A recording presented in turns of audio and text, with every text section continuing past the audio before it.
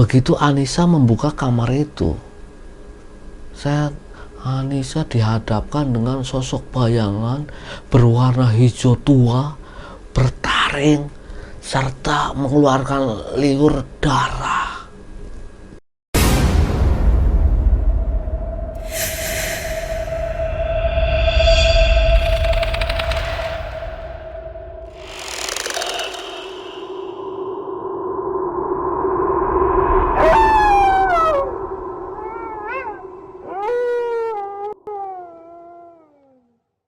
Assalamualaikum warahmatullahi wabarakatuh. Ketemu lagi di channel Cerita Mbah Jono, channel yang akan berbagi kisah-kisah nyata seputar dunia mistis. Dan pada kesempatan malam hari ini saya akan mengisahkan sebuah cerita yang dikirim melalui email dari tim redaksi Cerita Mbah Jono. Cerita ini dikasih judul Tumbal Pesugihan Bapak Tiri.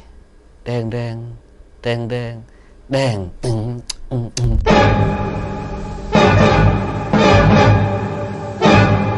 Sebelum saya mulai ceritanya, seperti biasa, untuk nama serta tempat kejadian terpaksa saya samarkan biar menjaga privasi orang-orang yang terlibat dalam adegan ini. Email ini dikirimkan oleh Anissa yang mengalami sendiri pesugihan mantan suaminya. Jadi tokoh di dalam cerita ini sebut saja namanya Anissa. Anissa ini seorang janda. Dia punya anak kecil sekitar umur 5 tahun bernama Meli. Untuk menghidupi keluarganya atau menghidupi anaknya ini, Anissa harus banting tulang dari pintu ke pintu mencucikan baju tetangga. Karena memang Anissa nggak bisa kerja yang terikat dengan kerjaannya karena dia harus membawa anak kecil. Maka dia mengambil kerjaan yang paruh waktu. Jadi buruh tukang cuci gosok. Penghasilannya memang nggak besar, tapi itu dirasa cukup buat Anissa. Anaknya yang masih kecil itu seringkali dibawa ke tempat ia kerja. Jadi ketika Anissa ini mencuci, anaknya ya bermain air. Dan dari awal sinilah cerita mistis ini dimulai. Anissa ini terkenal cuciannya bersih dan gosokannya rapi. Hingga suatu saat Anissa ini dapat orderan dari Mas Galuh. Mas Galuh sendiri adalah seorang duda. Rumahnya masih satu kampung tapi beda RW, jadi lumayan jauh. Dengan bayaran yang dijanjikan Mas Galuh ke Anissa ini, Anissa tergiur karena hanya mencucikan baju serta nyetrika baju satu orang mungkin dirasa lebih ringan. Namun PR-nya bagi Anissa adalah perjalanan dari rumah dia ke rumahnya Galuh ini lumayan jauh. Beda sama kerjaan-kerjaan yang sebelumnya yang hanya mencucikan tetangga-tetangganya saja. Tapi karena Anissa butuh, akhirnya Anissa menyanggupi orderan dari Galuh ini untuk menyuci setrika bajunya. Hari pertama ketika dia masuk ke rumahnya Galuh, kita cerita lagi tentang biografi Galuh ini. Galuh adalah seorang duda, istrinya entah tahu kemana, punya anak atau nggak tahu. Karena Galuh memang bukan asli orang situ. Namun kehidupan Galuh ini bisa dibilang sangat kaya. Ah, betul, Anda pintar semua.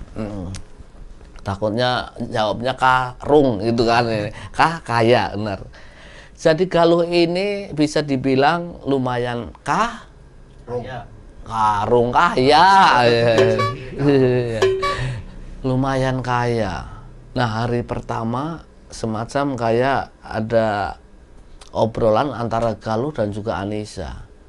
Galuh waktu itu karena belum kenal, dia agak canggung juga karena dia sendirian cowok yang nyuci perempuan sendiri. Namun karena kebutuhan dia memang nggak bisa nyuci sendiri atau memang dia sibuk, akhirnya ya pakai jasanya Anissa ini. Anissa sendiri juga bingung.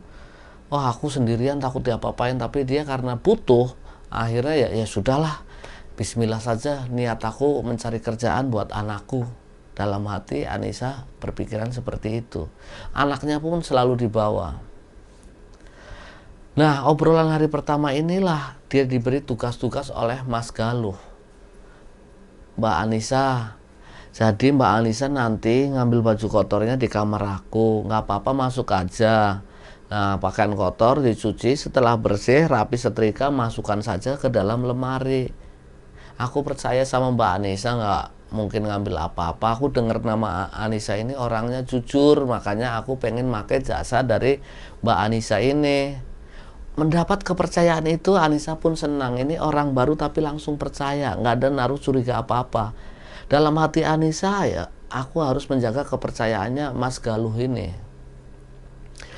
Nah, setelah mencuci, mbaknya beres-beres rumah ini, ya dipelin, karena tahu sendiri kan mbak, aku di sini tinggal sendiri, kadang debu pada masuk, aku nggak sempet nyapu, nggak, udah capek, terus harus ngepel, kayaknya nggak bisa. Nah, masalah kerjaan-kerjaan Mbak Anissa yang ada di lingkungan rumah Mbak Anissa, tinggalkan nggak apa-apa. Nanti aku gaji lebih buat Mbak Anissa. Di sana dibayar berapa, sebulan dapat berapa, nanti aku yang ganti. Tentu Anissa seneng karena dia tanggung jawab ketika dia harus melepaskan kerjaannya yang lama nyuci gosok di tempat tetangganya. Nah, singkat cerita mulailah dia mencuci di rumah itu. Pagi-pagi dia berangkat, dia mencuci pakaian yang nggak seberapa lah, seharinya itu cuman 4 pakaian dicuci, disetrika. Ya kerjaannya terbilang ringan tapi bayarannya lumayan banyak ketimbang nyuci di rumah tetangganya, harus mencucikan baju anak-anaknya, suaminya dan lain-lain. Intinya penghuni rumahnya lebih banyak, berarti pakaian kotornya lebih banyak. Anissa merasa terbantu ketika kerja di tempat Mas Galuh ini. Namun kecurigaan itu mulai muncul karena Anissa ini diberi tugas untuk membersihkan semua rumah kecuali satu kamar yang nggak boleh disentuh oleh Anissa. Anissa sempat curiga tapi ya sudahlah, ditepis, yang penting intinya dia butuh kerjaan. Dalam hati Anissa sebenarnya bertanya, kok kamar ini seperti kamar rahasia? Aku nggak pernah lihat kalau Mas Galuh ini masuk ke situ, dan aku dilarang keras untuk mencoba masuk situ. Walaupun Anissa sebenarnya tahu kuncinya yang mana. Singkat cerita, setelah sebulan ini Mbak Anissa kerja di tempatnya Mas Galuh. Nah, akhir-akhir sebulan itulah Mas Galuh jarang keluar rumah. Jadi aktivitas Anissa seringkali diperhatikan oleh Mas Galuh. Mungkin ada debar-debar hasrat ketika melihat Mbak Anissa ini mencuci. Wah, Anissa lumayan juga semok ya. Wajar saja Galuh berpikiran seperti itu karena memang Galuh juga hidupnya sendiri, Anissa juga janda. Bahkan kerap kali Galuh itu ketika keluar pulang sudah membawakan beberapa mainan buat anaknya Anissa. Bercandanya pun mulai berani Galuh ini. Dede Mary, sini main sama bapak. Kadang seperti itu. Ketika Mas Galuh bilang begitu pun, Mas Anissa lari, ayo main. Loh, anaknya kok enggak? Intermezzo. Nah, lambat laun ternyata Anissa pun sama, menyimpan hasrat kepada Mas Galuh. Kalau Mas Galuh menginginkan dia dan sudi menerima dia sebagai istrinya, walaupun sebenarnya dia majikannya, toh Anissa ini masih single, istilahnya janda. Mas Galuh juga nggak punya istri, nggak punya anak. Kenapa tidak, pikir dalam Anissa. Yang dipikirin oleh Anissa itu ternyata terjadi juga. Selesai kerja, selesai membersihkan semua rumah Galuh, sore itu ketika hendak gajian, Anissa dipanggil lah oleh Mas Galuh. Mbak, baksonya 2. Tukang suci ya, sorry, lupa. Mbak, sini aku mau ngomong. Awalnya masih manggil Mbak. Mbak kan kalau kerja pagi berangkat, naik sepeda bawa anaknya, sore pulang, seperti itu terus, kayaknya aku nggak tega Mbak. Ya nggak apa-apa Mas, emang udah tuntutan aku seperti itu, harus bekerja dari rumah ke sini. Kalau nggak naik sepeda, jalan kaki lebih jauh. Kalau untuk naik motor, ngojek dan lain-lain kan pengeluaran aku nanti lebih besar, kata Anissa. Gini aja Mbak, gimana kalau Mbak Anissa tinggal di sini? Toh di sini banyak kamar kosong, Mbak Anissa bisa menempati salah satunya. Kata si Mas Galuh ini. Anissa pun menjawab, aduh Mas, bukannya saya menolak, Cuman nggak enak apa omongan tetangga nanti. Ketika kita satu rumah ada berlain jenis, nanti timbulnya fitnah, Mas. Ya udah, kalau kita nggak mau difitnah, gimana kalau kita nikah saja? Seperti disambar petir siang bolong, Anissa ditembak waktu itu sama Mas Galuh. Dar, dar, dar. Bukan. Ini tembak soal cinta, intermezzo.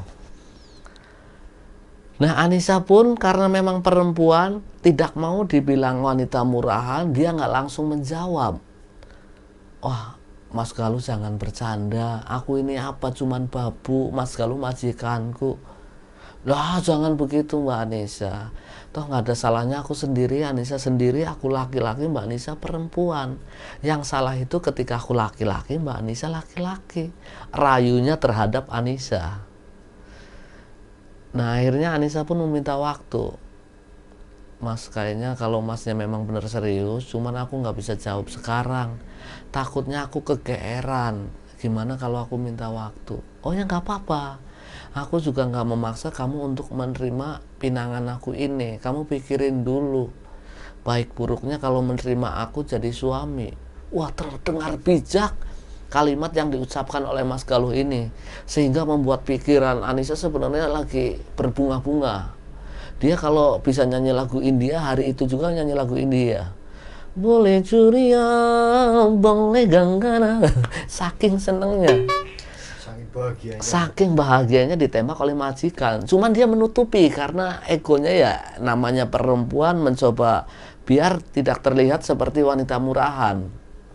Ya udah, akhirnya obrolan itu selesai. Anissa pamit pulang, sempat mau diantarkan oleh Mas Galuh ke rumahnya, tapi Mbak Anissa menolak karena waktu ke situ dia bawa sepeda. Kalau diantarkan nanti sepedanya dijual Mas Galuh gimana? Intinya seperti itu. Karena ada sepeda, akhirnya dia menolak untuk diantarkan. Dia pulanglah bersama anaknya memakai sepeda. Dan waktu dia mau pulang berpamitan, Mas Galuh bilang lagi besok pagi, kamu nggak usah kesini naik sepeda, biar aku ke rumahmu jemput. Nggak ngerepotin Mas Galuh, nggak apa-apa.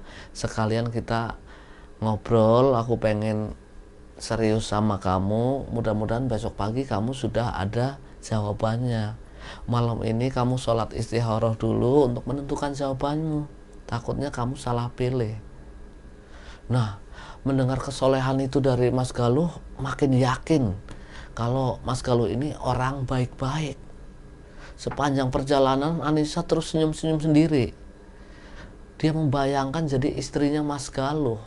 Nah, benar saja, pada esok harinya, seperti kata Mas Galuh waktu mau pulang sore hari, Anissa hendak pulang itu, dia akan menjemput. Iya, jam 7 itu Mas Galuh sudah ada di depan rumahnya Anissa. Anissa nggak kaget karena memang sudah ada janjian. Naik mobilah bertiga antara Anissa, Mas Galuh dan juga anaknya Mary yang berusia 5 tahun. Dan Mary ini juga sudah deket sama Mas Galuh ini karena setiap lagi nyuci dan Galuh ada di rumah selalu diajak main oleh Mas Galuh. Jalanlah mereka ke rumah makan. Pesanlah mereka makanan. Nah, begitu makan, Mas Galuh memastikan kembali tentang perasaannya yang kemarin sore diutarakan ke Anissa. Bagaimana jawabannya Anissa?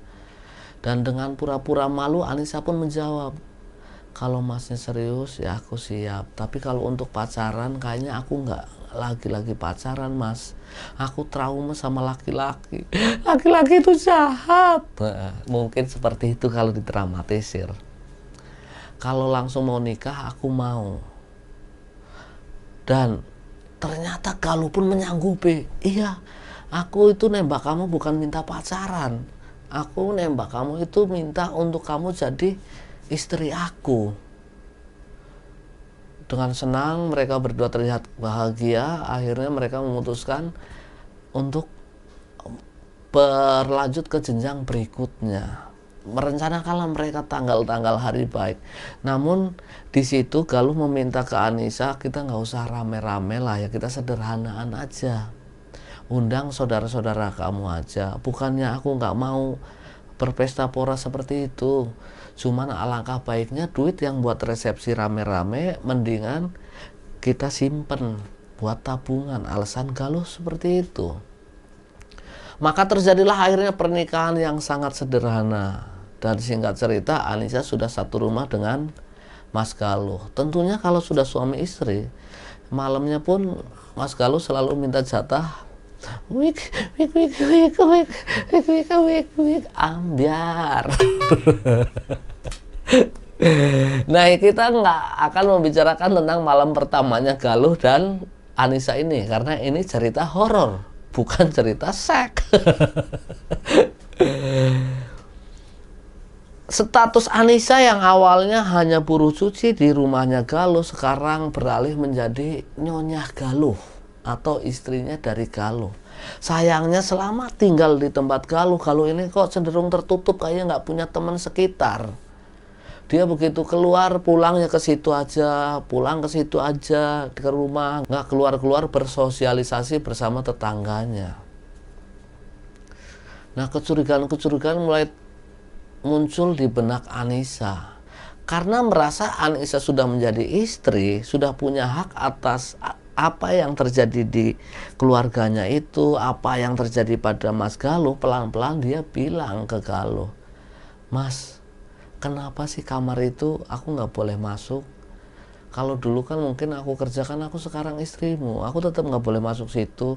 Mendengar kalimat itu, Galuh yang awalnya terlihat sangat soleh di depan Anissa, terus ramah, tiba-tiba kayak tersinggung hanya gara-gara menanyakan kamar itu.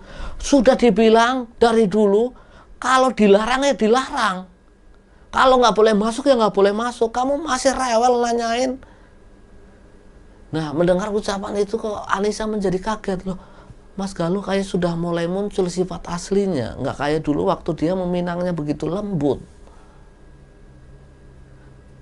Malam kedua setelah bertanya seperti itu pada Galuh, malam itu Galuh berpamitan kalau dia tidak akan pulang ke rumah malam itu. Nah, ketika Mas Galuh pergi inilah, diam-diam Anissa ketika anaknya sudah tertidur, dia penasaran sekali ingin memasuki apa yang ada di dalam kamar rahasia itu. Dia mencari-cari kunci. Dia mencari di mana tempat menaruh kunci itu. Akhirnya ketemu, pelan-pelan dibuka, dimasukkan ke lubang kunci itu, diputar dan itu cocok kuncinya. Cuman begitu mau dibuka sama si Anissa ini, Anissa mengurungkan niatnya. Dia takut berdosa melanggar amanat dari suaminya. Ditutup lagi lah pintunya. Dia urungkan niatnya untuk mengetahui apa isi di dalam kamar tersebut. Intinya dari Anissa, udahlah biarin aku percaya sama suamiku. Yang penting suamiku nggak macem-macem, nggak bawa perempuan lain. Jadi istri baik sajalah di rumah, pikir Anissa. Nah, malam itu kan Galuh ini nggak pulang ke rumah. Ternyata kepergian Galuh ini bukan masalah urusan kerja. Kita cerita ke pribadinya Galuh ini malam itu kemana. Ini diketahui Anissa ketika kejadian ini sudah terjadi. Nah, malam itu ternyata Galuh pergi ke tempat guru supranaturalnya.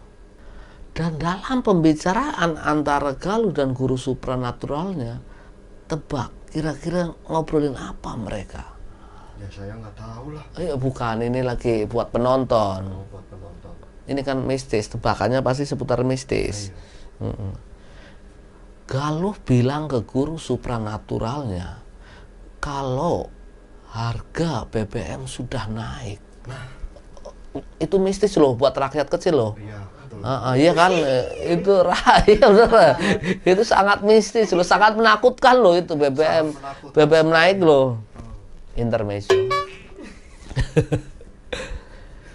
Galuh bilang ke guru supranaturalnya, "Mbah, setahun ini aku mengalami kemerosotan karena memang setahun ini aku belum menumbalkan apa-apa. Anggota keluargaku sudah habis semua. anakku yang dulu, istriku yang dulu semuanya sudah habis. Tapi kali ini Mbah, maksud kedatanganku ke sini, aku sudah mendapatkan tumbal lagi Mbah. Jadi tolong bantu pulihkan ekonomi saya Mbah. Aku pengen kaya lagi seperti dulu. Ternyata Galuh ini dulunya berkeluarga dan semua anggota keluarganya ditumbalkan untuk kekayaan. Dan dia meminang si Anis serta mengangkat anaknya Anis menjadi anak sambung itu dengan tujuan untuk menjadi tumbal.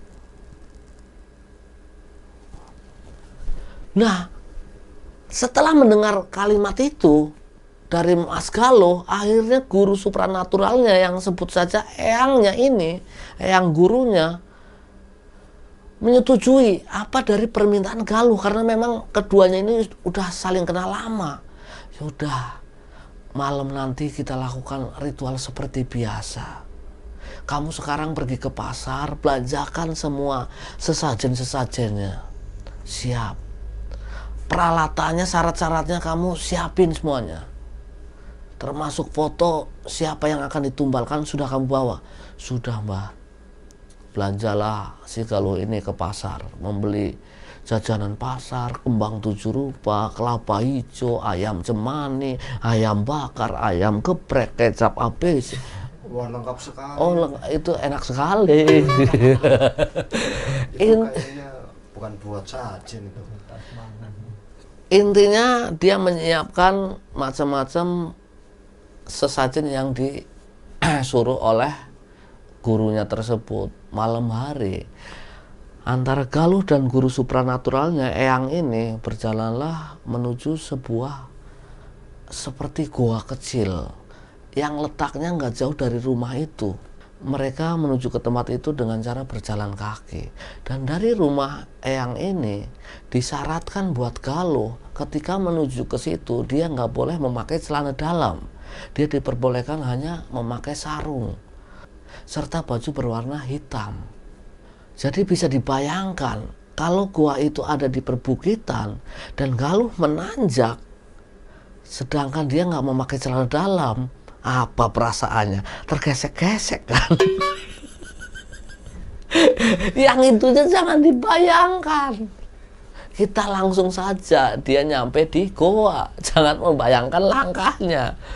Pakai orang nggak pakai celana dalam dibayangin segala, aduh. Keri Pak.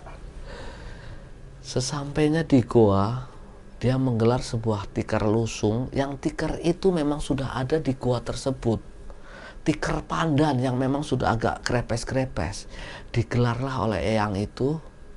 Eyang menghadap ke suatu tempat yang mungkin di situ apa kayak ibarat orang sholat itu kiblatnya, tapi ini pemujaan kayak disitulah titik pemujaannya. Keduanya menghadap ke situ. Sesajen digelar di depannya.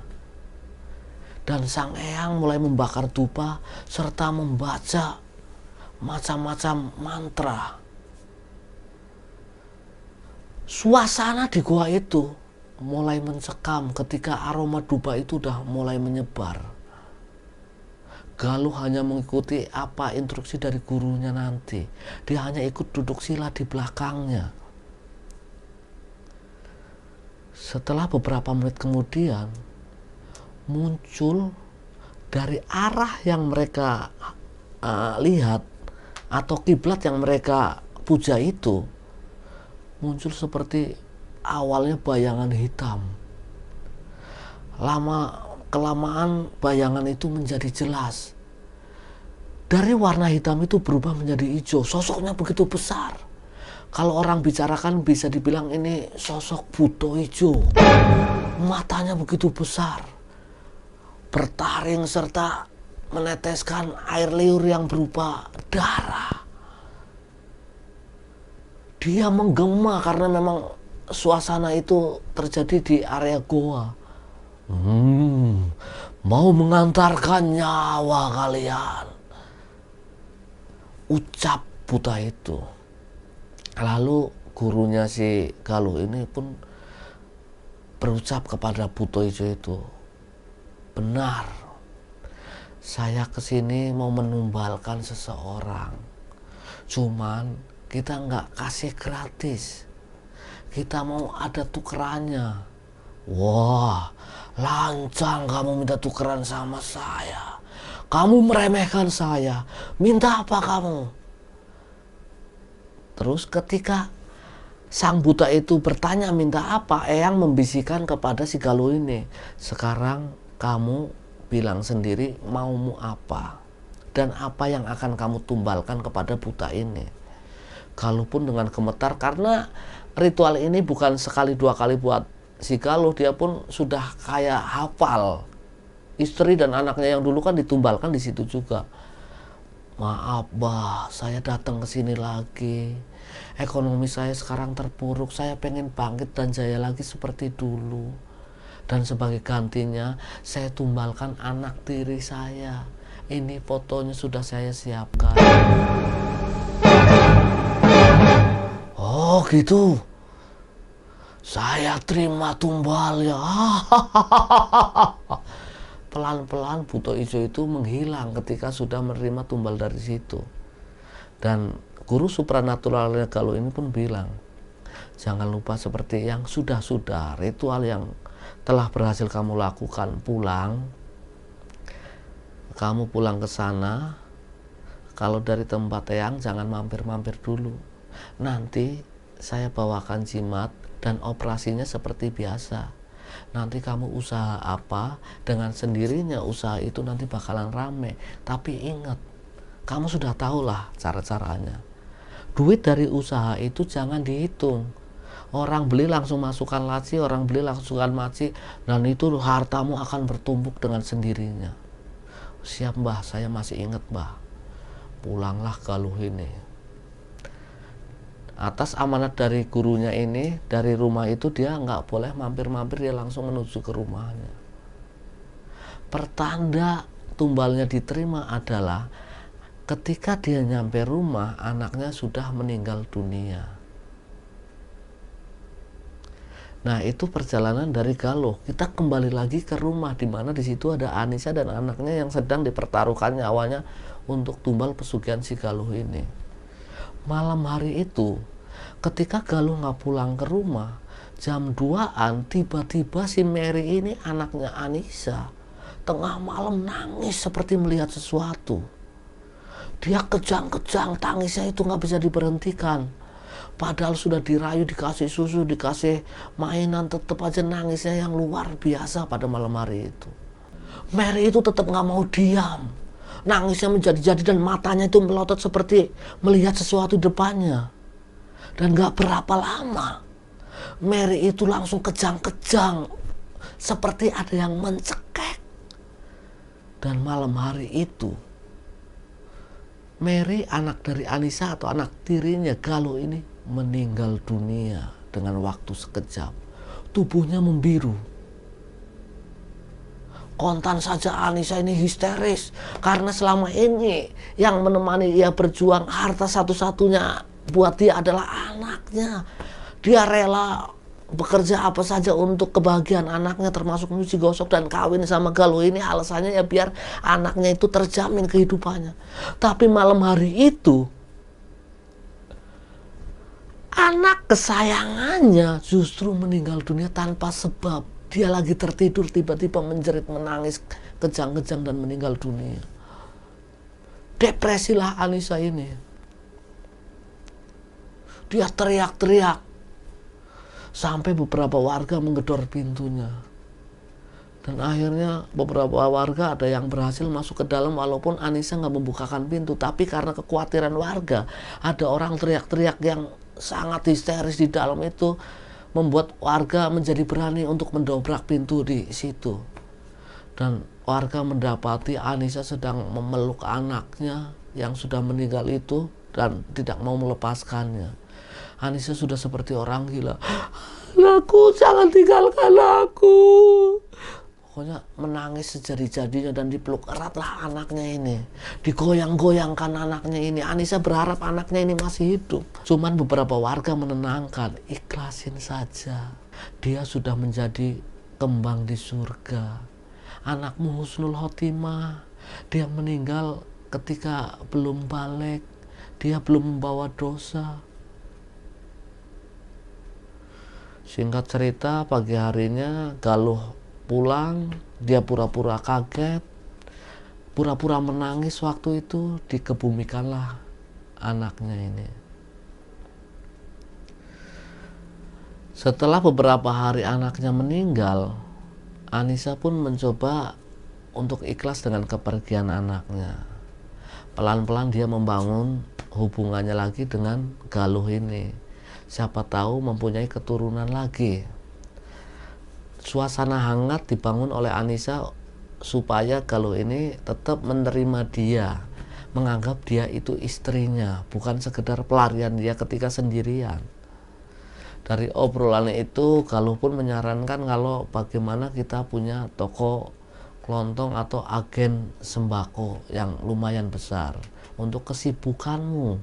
Karena sekarang kamu sudah tidak punya anak lagi, takutnya kamu bete, kamu jenuh, kamu bikinlah usaha, kata Galuh. Anissa pun bertanya, kan Mas tahu aku nggak punya modal. Selama ini juga aku tuh orangnya terimaan loh Mas Galuh. Aku nggak pernah minta apa-apa ke Mas Galuh. Nah kalau Mas Galuh menyarankan begitu, aku mau nanya ke Mas Galuh. Mas Galuh punya modalnya. Buka agen besar itu nggak sedikit modalnya. Oh tenang aja, aku ada duit. Kalau kamu mau usaha, usahalah. Cari tempat, mau di rumah atau mau di mana terserah.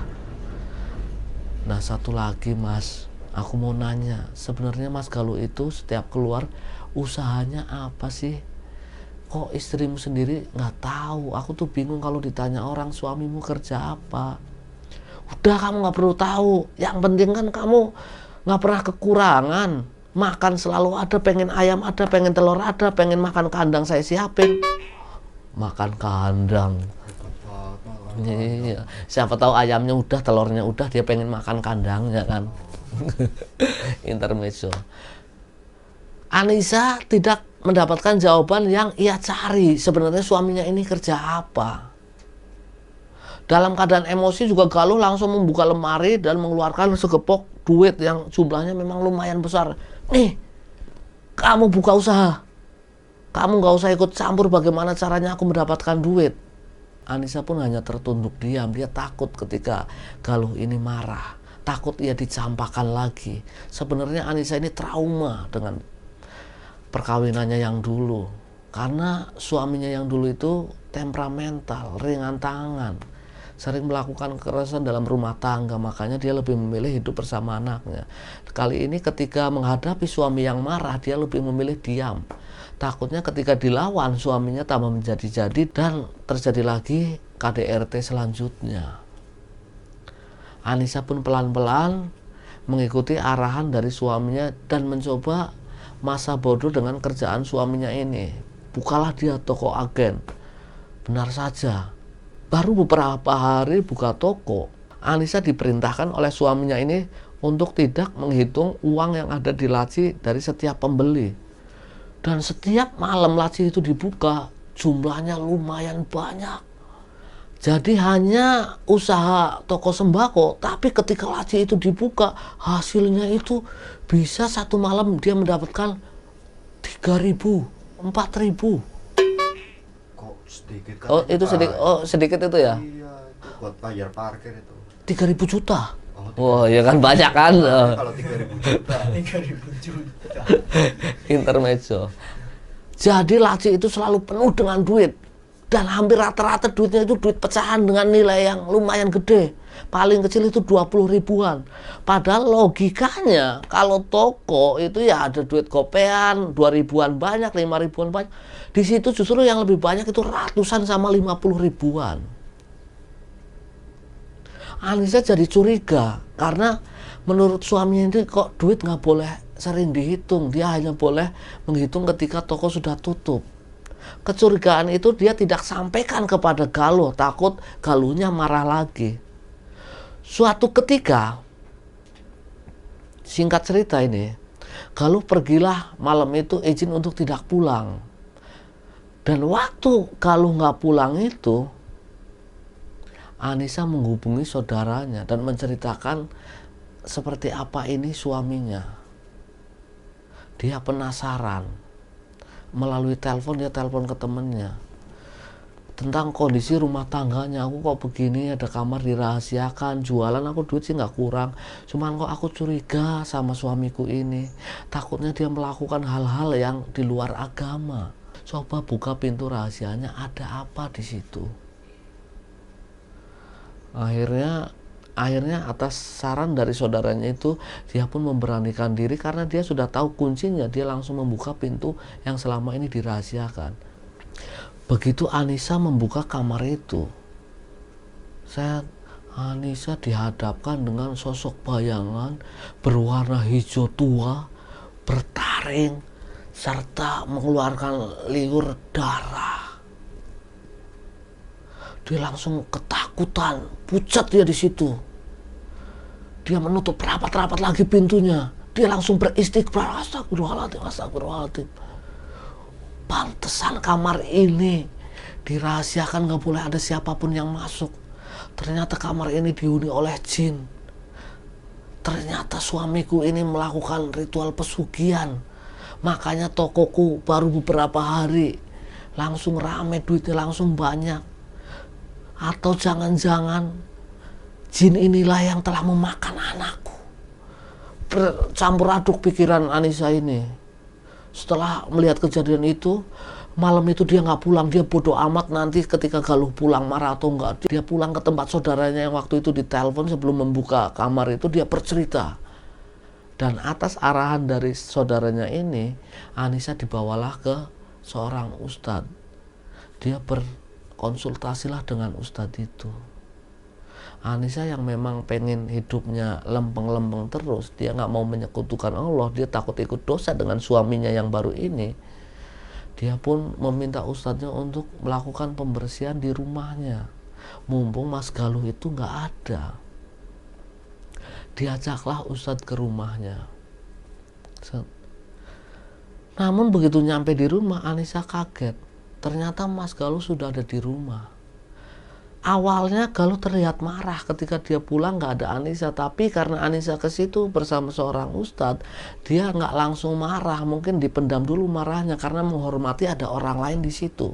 Dan tanpa di luar rencana, di depan ustadz itu, Anissa justru bergairah untuk menceritakan ke semuanya. Mas Galuh, sekarang jujur Mas Galuh, ini mumpung di depan Pak Ustadz, aku semalam nggak sengaja buka kamar rahasia itu dan aku melihat sosok hantu ada di dalamnya seperti buto ijo. Jelaskan Mas. Kalau awalnya nggak terima. Buto ijo apa sih? Larang kamu. Lagi yang sudah dilarang jangan masuk kamar itu, masih masuk kamu. Pak Ustadz yang memang ada di situ merasa nggak enak karena ada pertengkaran rumah tangga. Tapi karena ada hal yang memang harus diselesaikan sesama umat muslim, harus saling mengingatkan, Pak Ustadz itu pun akhirnya ikut campur. Mas Galuh, Mbak Anissa, bukannya saya ikut campur ini, mohon maaf. Tapi kalau yang diceritakan Mbak Anissa benar, Mas Galuh itu dosa banget. Sekarang bayangin, Mas Galuh kalau harta punya, istri punya, tapi selamanya nggak punya anak, dijadikan tumbal terus. Nanti ketika Mas Galuh meninggal, siapa yang mendoakan? Hidup nggak lama Mas Galuh. Hidup itu kalau ngikutin Nabi cuma 60 tahun. 60 tahun kamu bisa kaya, apa bisa bahagia? Belum tentu. Hidup itu yang penting kebahagiaan. Nah, mendengar wejangan-wejangan itu tanpa sadar akhirnya Galuh luluh. Tanpa sadar dia meneteskan air hujan. Air mata. Air mata? Iya. Oh, bukan air hujan ya? Bukan. Karena dia bukan pawang, cengrara. Nah. Iya.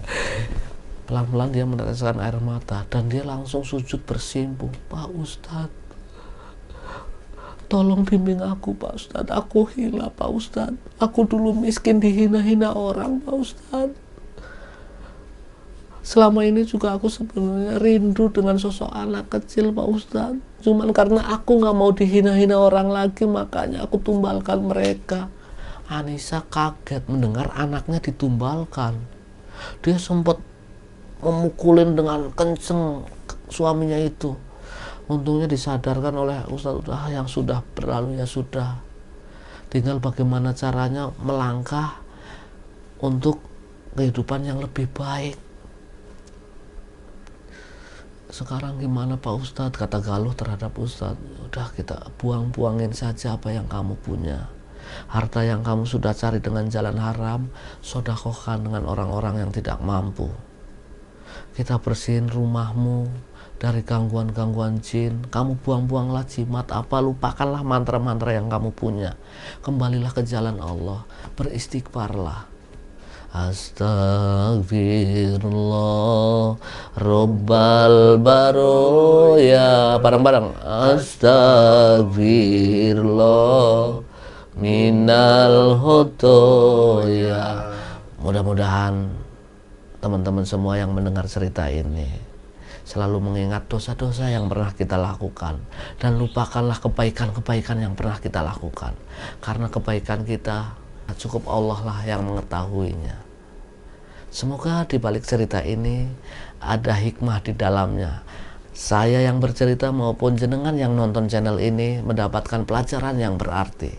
Sampai ketemu di cerita-cerita mistis selanjutnya. Wassalamualaikum warahmatullahi wabarakatuh.